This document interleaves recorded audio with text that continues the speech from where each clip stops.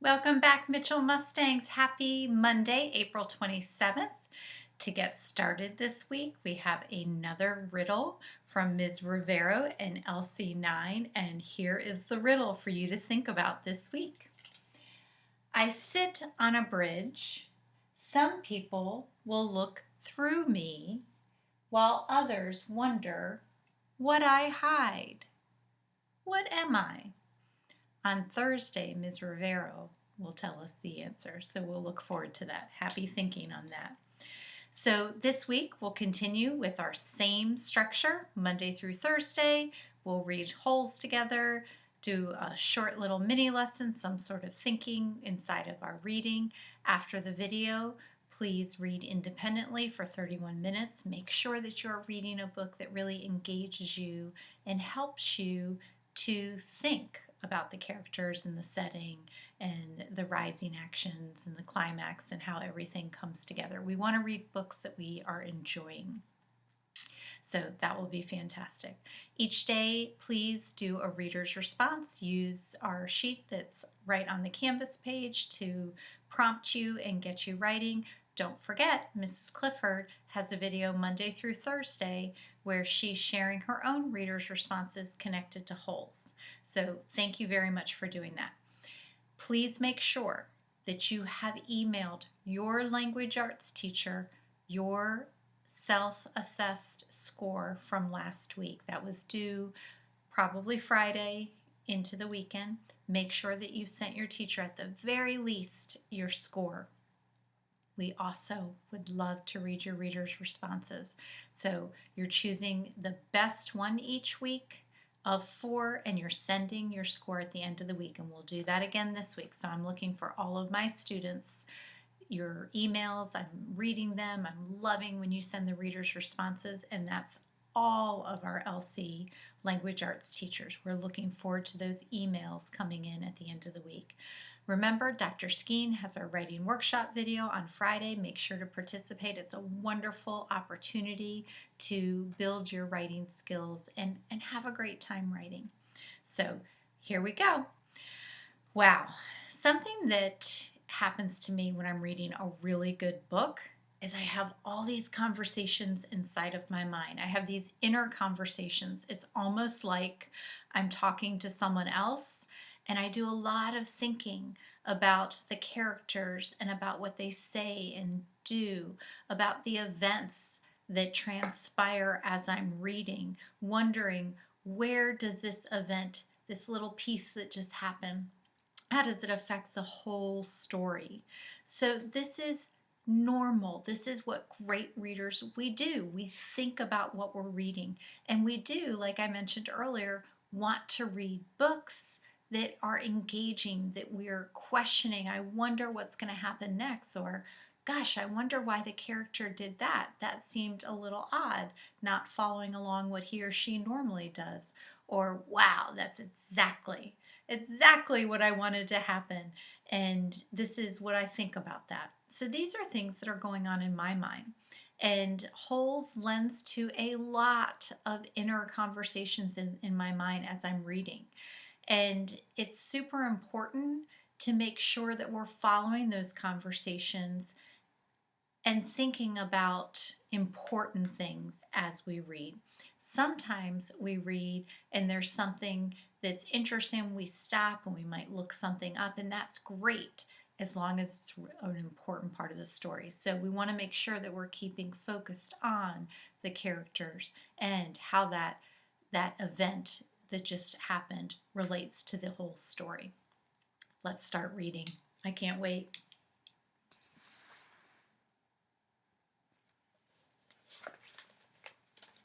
Chapter 8. A lot of people don't believe in curses. A lot of people don't believe in yellow-spotted lizards either.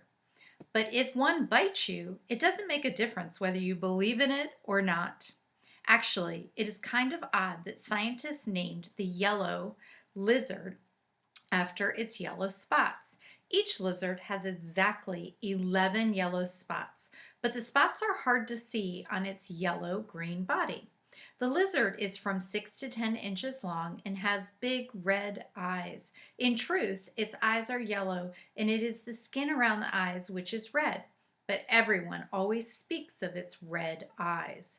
It also has black teeth and a milky white tongue. Looking at one, you would have thought that it should have been named a red-eyed lizard or a black-toothed lizard or perhaps a white-tongued lizard. If you've ever been close enough to see the yellow spots, you are probably dead. The yellow-spotted lizards like to live in holes, which offer shade from the sun and protection from predatory birds. Up to 20 lizards may live in one hole. They have strong, powerful legs and can leap out of very deep holes to attack their prey. They eat small animals, insects, certain cactus thorns, and the shells of sunflower seeds. So that was a very short chapter completely dedicated to the yellow-spotted lizards. What I'm thinking as I'm reading this is, are yellow-spotted lizards real in Texas? And I just have to stop. So I grab my phone and I'm going to Google it. Here we go. Yellow-spotted lizards, real in Texas. All right. So it says here that they are real. It follows along what Louis Sachar has said about them. But the only difference, it's interesting, it even brings up holes here. It says in the 2003 Disney movie, holes featured aggressive venomous creatures called yellow-spotted lizards. No such animals exist. The term yellow-spotted lizard is most often used to describe small, harmless species of the family. The source is mom.com. I don't know that source, and I don't think I actually trust that source. I'm going to keep looking. Right here. It says here. Cuteness.com. That doesn't look very good either. This is from Pet Lizards. It says that it's true, that they really do exist, and they live in holes. However, they're not poisonous. All right, so I'm thinking about that, and I might double check that again. I just looked up about 4 different sources. Sometimes the sources are not credible, so I'm thinking about that in my mind. Are they real? Are they poisonous? It says here in the book, the text literally says, if you're up close, you're dead. And remember, in the beginning of the book, it said if you're bitten by one, you might as well go walk over to those hammocks by the warden's house and lay in it, because nothing more can be done to you. So the conversation in my mind, things that I'm wondering, is it real? Why does it have a whole chapter in the book? This yellow-spotted lizard keeps circulating. So I'm wondering, why is the yellow-spotted lizard so important? I double-checked it. I'll probably double-check it again and check my sources to see if it is real. And then I'm continuing this thinking. Why does the author dedicate an entire chapter to this yellow-spotted lizard? So let's keep reading. Chapter 9. Stanley stood in the shower and let the cold water pour over his hot and sore body. It was 4 minutes of heaven. For the second day in a row, he didn't use soap. He was too tired. There was no roof over the shower building, and the walls were raised up 6 inches off the ground except in the corners. There was no drain in the floor. The water ran out under the walls and evaporated quickly in the sun. Oh my, evaporated. It's hot. He put on his clean set of orange clothes. He returned to his tent, put his dirty clothes in his crate, got out his pen and box of stationery, and headed to the rec room. A sign on the door said, "Rec Room." Nearly everything in the room was broken. The TV, the pinball machine, the furniture, even the people looked broken. with their worn-out bodies sprawled over the various chairs and sofas. X-Ray and Armpit were playing pool. The surface of the table reminded Stanley of the surface of the lake. It was full of bumps and holes because so many people had carved their initials into the felt. There was a hole in the far wall, and an electric fan had been placed in front of it. Cheap air conditioning. At least the fan worked. As Stanley made his way across the room, he tripped over an outstretched leg. "Hey, watch it," said an orange lump on a chair. "You watch it," muttered Stanley, too tired to care. "What'd you say?" the lump demanded. "Nothing," said Stanley. The lump rose. He was almost as big as Stanley and a lot tougher. "You said something." He poked his fat finger in Stanley's neck. "What'd you say?" A crowd quickly formed around them. "Be cool," said X-Ray. He put his hand on Stanley's shoulder. "You don't want to mess with the caveman," he warned. "The caveman's cool," said Armpit. "I'm not looking for any trouble," Stanley said. "I'm just tired, that's all." The lump grunted. X-Ray and Armpit led Stanley over to a couch. Squid slid over to make room as Stanley sat down. "Did you see the caveman back there?" X-Ray asked. "The caveman's one tough dude," said Squid, and he lightly punched Stanley's arm. Stanley leaned back against the torn vinyl upholstery. Despite his shower, his body still radiated heat. "I wasn't trying to start anything," he said. The last thing he wanted to do after killing himself all day on the lake was to get in a fight with a boy called the Caveman. He was glad X-Ray and Armpit had come to his rescue. "Well, how'd you like your first hole?" asked Squid. Stanley groaned, and the other boys laughed. "Well, the first hole's the hardest," said Stanley.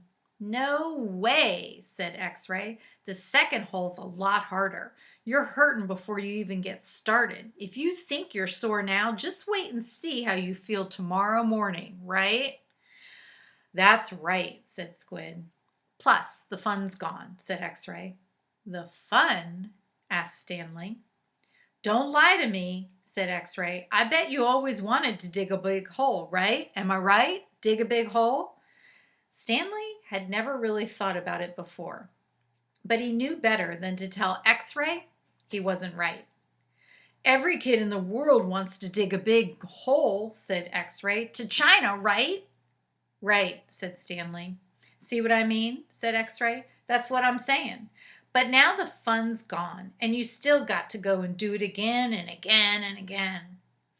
"Camp fun and games," said Stanley. "What's in the box?" asked Squid. Stanley had forgotten he had brought it. Paper. I was going to write a letter to my mother." "Your mother?" laughed Squid. "She'll worry if I don't." Squid scowled. Stanley looked around the room. This was the one place in the camp where the boys could enjoy themselves. And what'd they do? They wrecked it. The glass on the TV was smashed as if someone had put his foot through it. Every table and chair seemed to be missing at least one leg.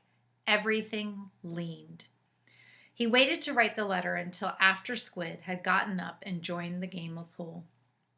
"Dear Mom, today was my first day at camp, and I've already made some friends. We've been out on the lake all day, so I'm pretty tired. Once I pass the swimming test, I'll get to learn how to water ski. He stopped writing as he became aware that somebody was reading over his shoulder. He turned to see Zero standing behind the couch. "I don't want her to worry about me," he explained. Zero said nothing. He just stared at the letter with a serious, almost angry look on his face. Stanley slipped it back into the stationery box. "Did the shoes have red X on the back?" Zero asked him. It took Stanley a moment, but then he realized Zero was asking about Clyde Livingston's shoes. "Yes, they did," he said. He wondered how Zero knew that. Brand X was a popular brand of sneakers. Maybe Clyde Livingston made a commercial for them. Zero stared at him for a moment. with the same intensity with which he had been staring at the letter. Stanley poked his finger through a hole in the vinyl couch and pulled out some of the stuffing. He wasn't aware of what he was doing. "Come on, Caveman, dinner," said Armpit. "You coming, Caveman?" said Squid.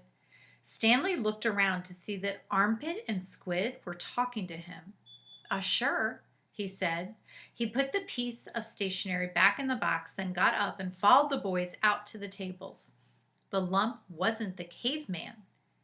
He was. He shrugged his left shoulder. It was better than barf bag.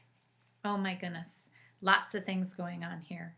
Stanley, he's thinking about this rec room and how these boys seem to destroy everything.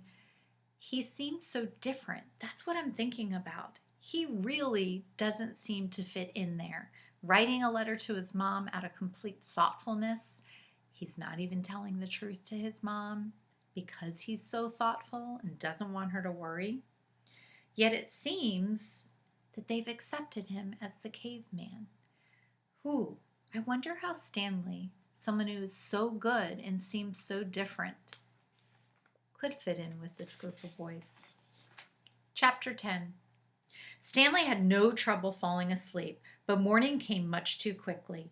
Every muscle and joint in his body ached as he tried to get out of bed. He didn't think it was possible, but his body hurt more than it had the day before. It wasn't just his arms and back, but his legs, ankles, and waist also hurt. The only thing that got him out of bed was knowing that every second he wasted meant he was 1 second closer to the rising of the sun.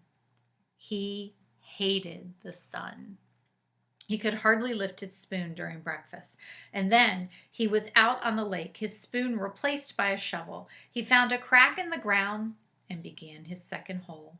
He stepped on the shovel blade and pushed on the very back of the shaft with the base of his thumb. This hurt less than trying to hold the shaft with his blistered fingers.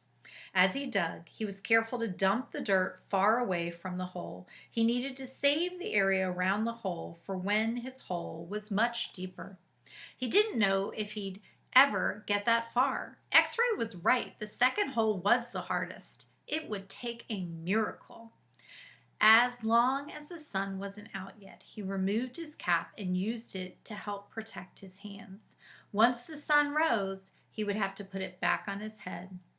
His neck and forehead had been badly burned the day before.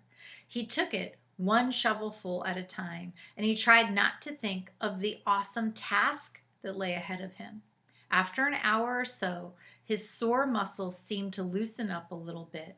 He grunted as he tried to stick his shovel into the dirt. His cap slipped out from under his fingers, and the shovel fell free. He let it lie there. He took a drink from his canteen. He guessed that the water truck should be coming soon, but he didn't finish all the water just in case he was wrong. He'd learned to wait until he saw the truck before drinking the last drop. The sun wasn't up yet, but its rays arched over the horizon and brought light to the sky. He reached down to pick up his cap, and there next to it, he saw a wide, flat rock. As he put his cap on his head, he continued to look down at the rock. He picked it up. He thought he could see the shape of a fish fossilized in it. He rubbed off some dirt, and the outline of the fish became clearer. The sun peeked over the horizon, and he could actually see tiny lines where every one of the fish's bones had been. He looked at the barren land all around him. True, everyone referred to this area as the lake, but it was still hard to believe that this dry wasteland was once full of water. Then he remembered what Mr. Sir and Mr. Pendanski had both said. If he dug up anything interesting, he should report it to one of them. If the warden liked it, he would get the rest of the day off. He looked back down at his fish. He'd found his miracle. He continued to dig, though very slowly, as he waited for the water truck. He didn't want to bring any attention to his find, afraid that one of the other boys might try to take it from him. He tossed the rock face down beside his dirt pile as if he had no special value to it.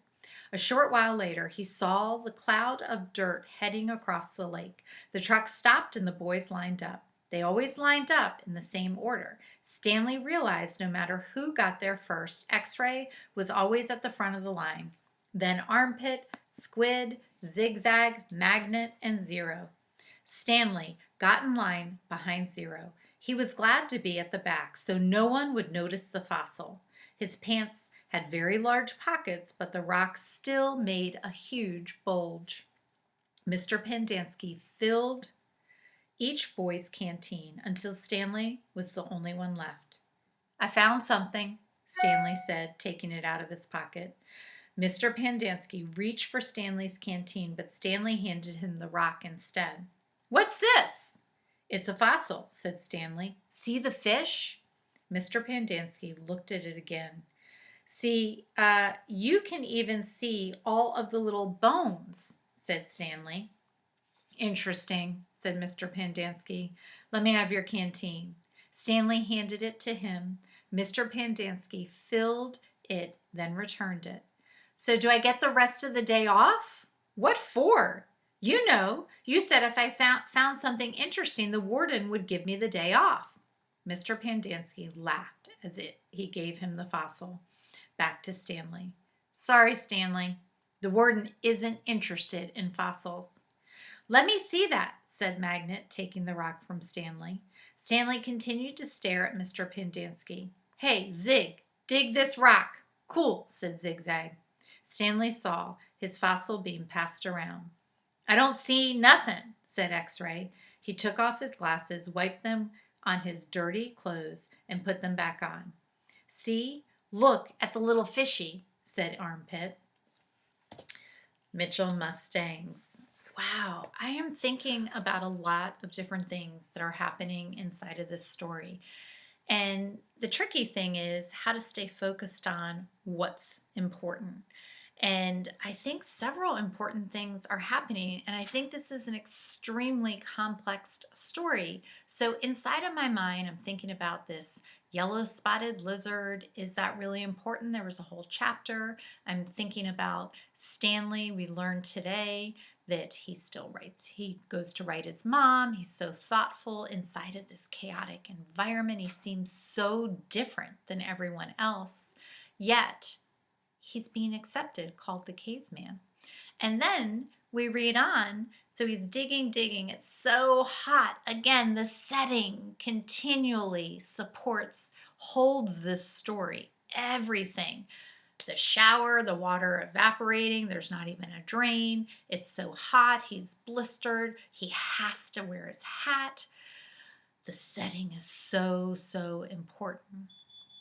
And we end with, I'm thinking, why is the fossil not something interesting? Why doesn't Stanley get the day off? What is it that the warden is looking for? Mitchell Mustangs, as you read your independent reading books, this inner conversation, it's this fine line of making sure that we're thinking about exactly what we're reading, thinking about it, and making connections within the story, kind of like a spider web, Charlotte's Web, making connections inside of the story, yet only thinking about what's really important. So, as you're reading your independent book today, enjoy those inner conversations. Make sure that you are reading a book that you're thinking about, that you can't wait to read it again the next day after you put it down. So the last thing I want to say to you, Mitchell Mustangs, is stay healthy, happy reading, happy writing.